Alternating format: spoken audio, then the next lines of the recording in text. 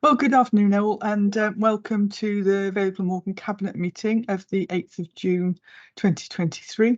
I'm Councillor Liz Burnett and Chair of the meeting as the Leader of the Vale Glamorgan Council and Cabinet Member for Performance and Resources. If I could just remind everyone that the meeting is being live streamed as well as recorded via the internet, and that this recording will be archived for future viewing. All participants should mute themselves when not speaking in order to avoid any background noise or feedback. And if anyone wishes to speak, they should either raise their hand either on screen, because most of us are visible, or using the digital function. We're only going to use the chat function for highlighting any technical issues and or to attract the attention of the Chair of Democratic Services. Today is probably going to be quite a short meeting, but it will be important as we update Cabinet on progress to date to move forward the availability of fully hybrid meetings and outline forward plans, and that those will be covered by reports which are part 1 and part 2 on the agenda. So if I just move my papers around, we can get on to the main body of the meeting. So first of all, the first item on the agenda is apologies for absence, because I can see everybody on screen. I'm assuming we have none.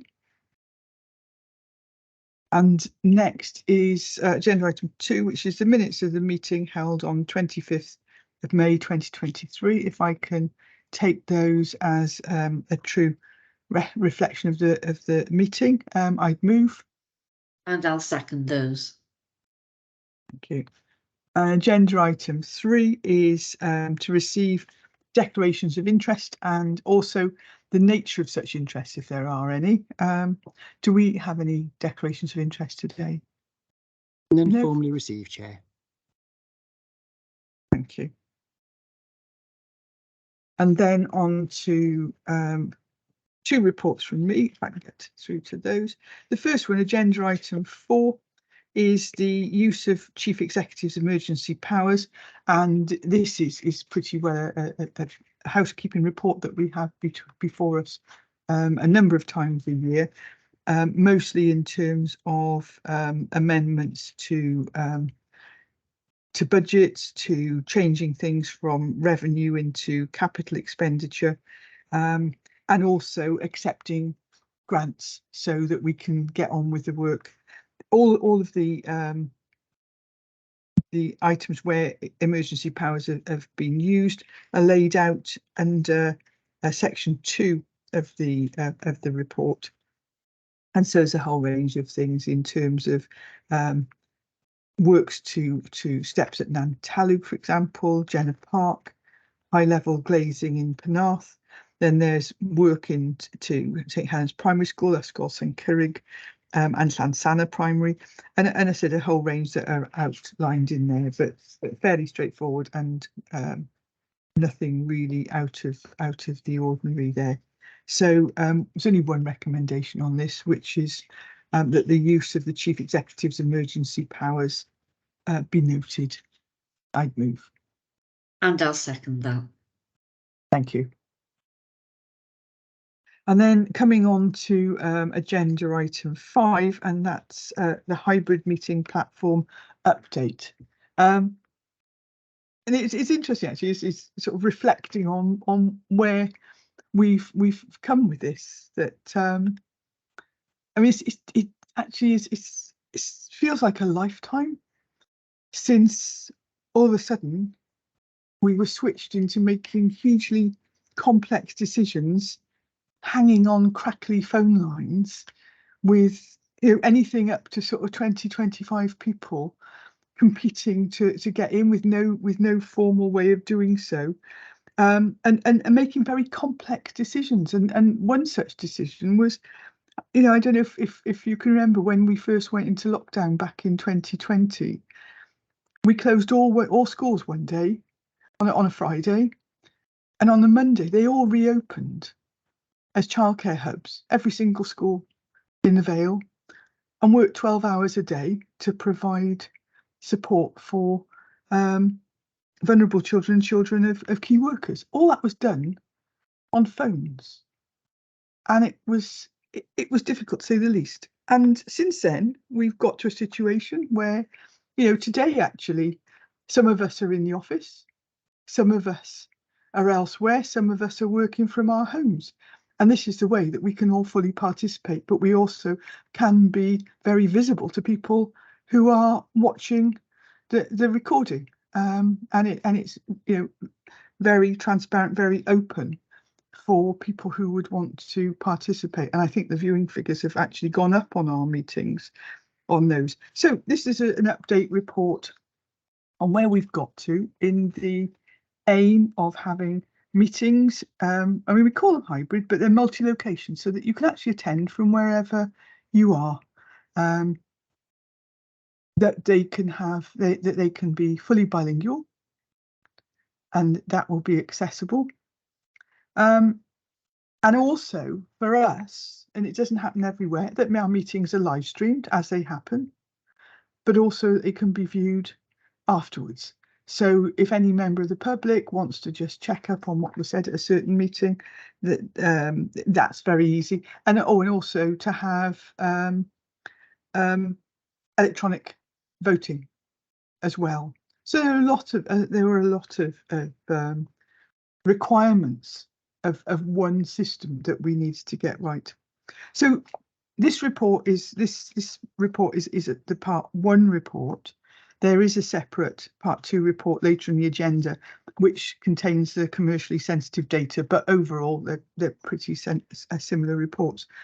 And it highlights the considerable work that's actually been going on, and it's termed regression testing of the Civico hybrid meeting platform. That was the platform that we had been using, and regression, I had to check on the meaning of that, and it's not only looking at what we want to do, but it's actually systematically going through all the issues that we experienced with the previous platform to see whether or not they were able to be rectified.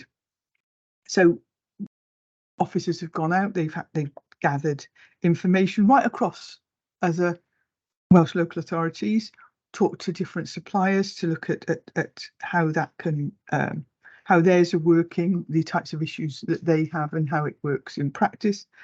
And that underpinned the functional requirements, which are detailed in Appendix A. It's worth having a particular look at paragraphs 2.10 and 2.11 of the report, which notes that Civico have confirmed that they're no longer going to develop the platform that they are currently under contract with the council to provide, and instead they've developed a new solution with additional functionality such as hybrid voting to the Microsoft Team platform. Now, Civico have demonstrated the new solution to the project team, but the new voting functionality didn't work as intended, and there were performance issues during the demonstration, and the Welsh language function was also not able to be fully demonstrated. So there continue to be issues with that platform. And then if you look at paragraph 2.18 and 2.19, is the preferred option going forward with associated costs, and they're detailed in the part 2 report.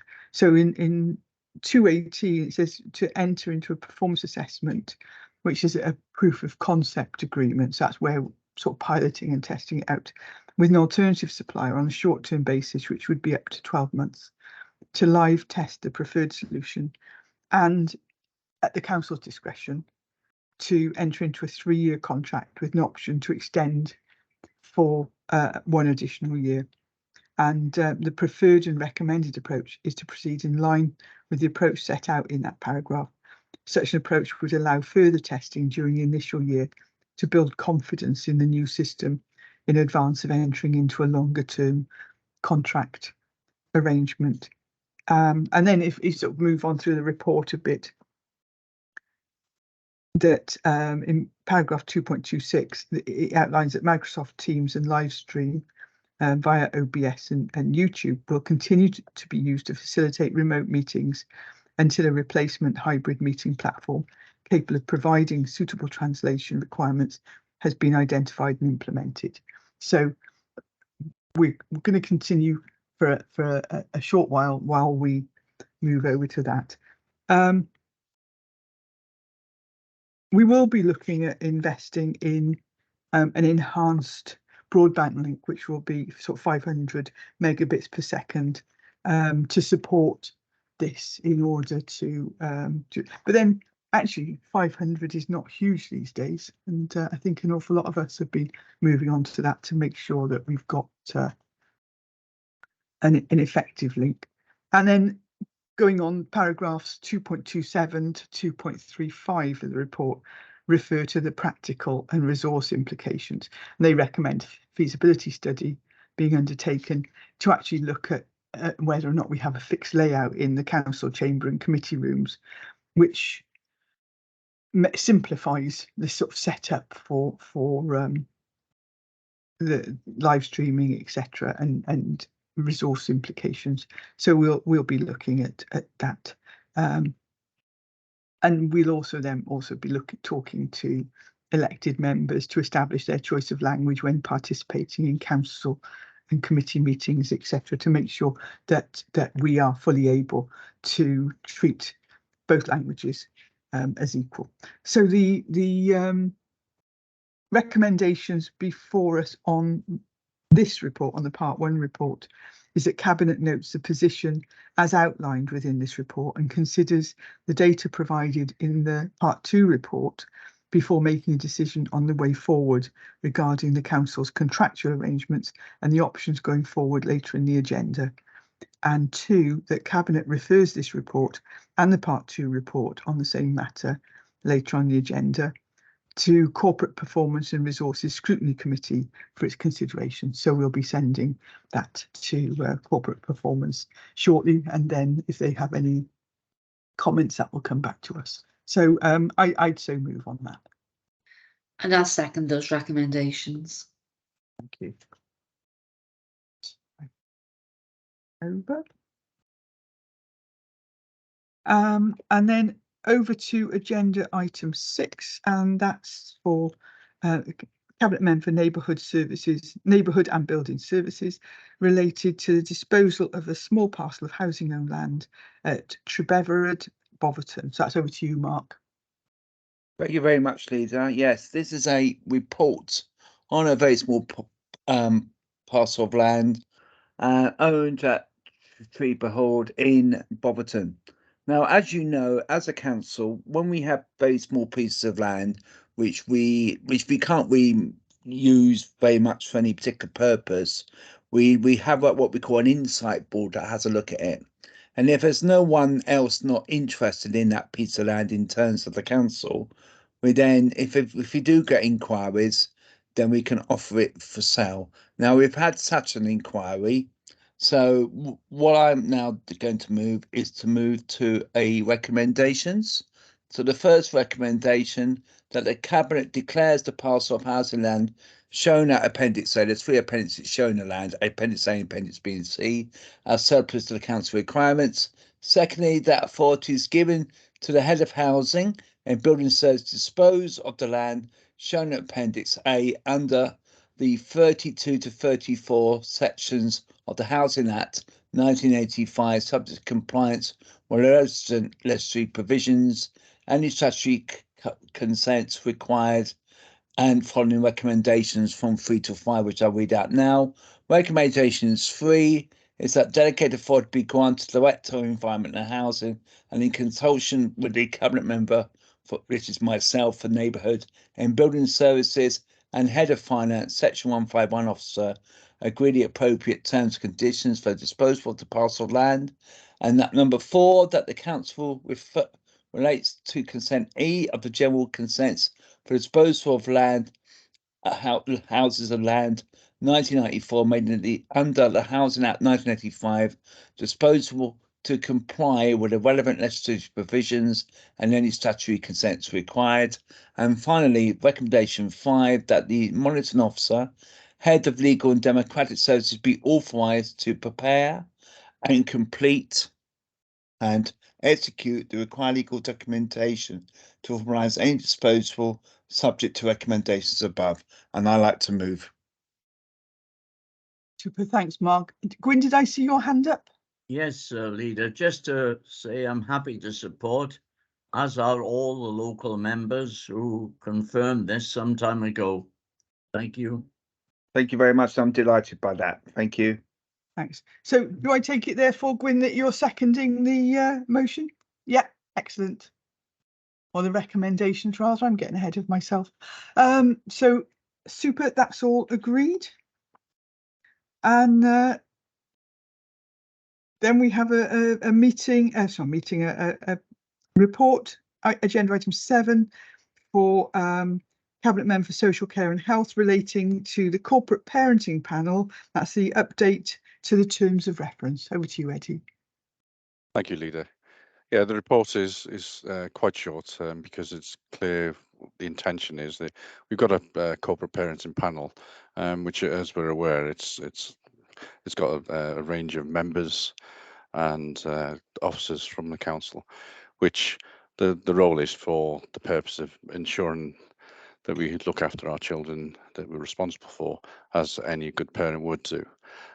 So what we found with this particular panel is that the membership wasn't quite clear. It's been sorted out, but we're recognising that as we've got with other committees and whatever, we just want to formalise it so we're not having to bring this to the annual meeting and everything else. So it's just a formality in that respect. The previous terms of reference described the agreed membership of the panel, but it didn't state how long they was appointed or were nominated to serve, and this clarifies that. So that really is just the main change. It has been through the current membership. They're in agreement with it, and therefore it's come here. So the recommendation is that the terms of reference for the corporate parent panel attached as Appendix 1 to the report be amended to confirm that the members appointed or nominated to serve on the corporate parents panel would do so until the local government elections in 2027. I so move. Thank you. Thank you, Eddie, and I'm happy to second that. It seems very sensible when people on the corporate parenting panel develop a level of expertise, don't they? And to not develop that over the full 5-year term would seem a bit silly, really. So no, it's good for them to be in place for the full 5-year term, unless, of course, there are some need for a change. So you've got your hand up again, Eddie. Yeah, I just wanted to confirm, although we've got a panel and it has the members and the officers on there, it is a whole, all full council members, all members of the council are accountable and responsible. So although we do have this panel, I just don't want people to think that they're the only ones that would be accountable if there were any issues. So, yeah. Thank you. Very good to clarify that, actually. Yes, we're all responsible. So super, that's excellent. So under item 8, I don't have any items that are urgent. So we do have an item for discussion, as previously mentioned, under item 2, which follows on from the earlier report on today's agenda, under item 5. This report is a matter that's considered to be confidential, and therefore the meeting will need to move into private session where confidential matters can be discussed under part 2. So therefore I'll ask Cabinet to agree to move to part 2 and ask the Cabinet Officer to stop the recording of this open session to ensure that no members of the public are present after this point, and only allow relevant parties to remain to hear the detail of the items to be discussed. Following the meeting, the outcome of the part 2 discussions will be formally captured as part of the minutes of the meeting and will advise all parties of the final decisions of the Cabinet for the relevant items. So if I can formally move part 2, do we have someone second? I'll second that. Thank you, and therefore ask Cabinet Officer to ensure that only relevant parties remain from this point on for the live stream and recording to be stopped, please.